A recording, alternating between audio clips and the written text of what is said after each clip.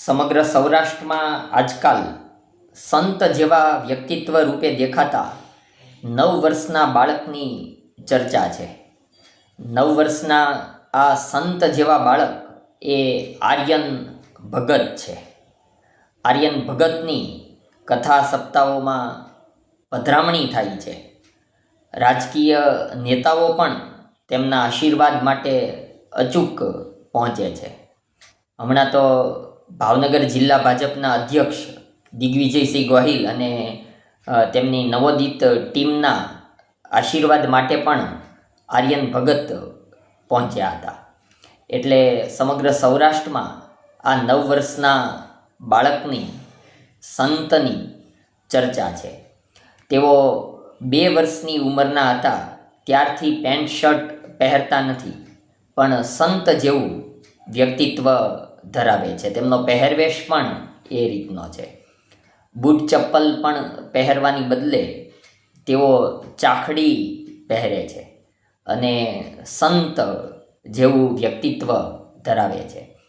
તેમની જે વાતોચીતો છે, જાહેર મંચ ઉપર હજારો લોકમેદની વચ્ચે તેમનું વક્તવ્ય હોય છે, એ પણ ભક્તિ રસથી સભર હોય છે.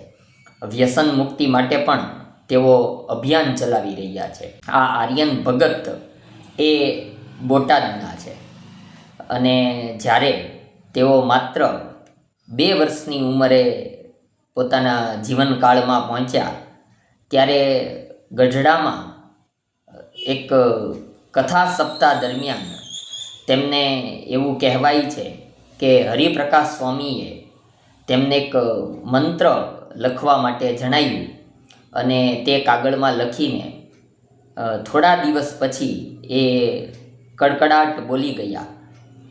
એ ઉપરથી એ સંત તરીકેની પ્રતિભાના તેમના પોખણા થયા અને તેમના માતા પિતાને પણ જણાવ્યું કે આ સામાન્ય બાળક નથી. આમ તો તેનું નામ, એ બાળકનું નામ આર્યન ધરાજીયા છે, પણ હાલમાં એ આર્યન ભગત તરીકે બોટાદથી જાણીતા બન્યા છે. સ્વામિનારાયણ સંપ્રદાય સાથે જોડાયેલા સંત છે અને તેમના અભ્યાસકાળની પણ એક વાત છે કે જ્યારે બોટાદની ઇન્ટરનેશનલ સ્કૂલમાં તેઓ અભ્યાસ કરતા હતા તો ત્યારે પણ તેમના પેરેન્ટ્સ દ્વારા શાળામાં જણાવવામાં આવ્યું કે આ રીતનું તેમનું વ્યક્તિત્વ અને પહેરવેશ છે. ત્યારે શાળામાંથી પણ તેમને ખાસ પ્રકારે યુનિફોર્મ પહેરવામાંથી મુક્તિ આપવામાં આવી હતી અને આર્યન ભગત એ ત્યારથી જ જાણીતા થયેલા. તેમનું ધર્મનું જે જ્ઞાન છે એ ડાયરાઓમાં તેમની પધરામણી હોય છે, સપ્તાહોમાં પધરામણી હોય છે, કથાઓમાં પણ જ્યારે તેઓ 5-10 મિનિટનું વક્તવ્ય આપે છે ત્યારે જે શ્રોતાગણ છે તેમનામાં એક અનેરા જોશનો સંચાર થાય છે. તેવી શક્તિ આ સંત જેવા બાળક આર્યન ભગતમાં છે અને હાલમાં એ સમગ્ર સૌરાષ્ટ્રમાં ચર્ચાનું કેન્દ્ર બનેલા આર્યન ભગત છે. અને જ્યારે પણ તેમની ક્યાંય પણ પધરામણી હોય છે ત્યારે એ નાનકડા બાળ સંત આર્યન ભગત એ આકર્ષણનું કેન્દ્ર હોય છે.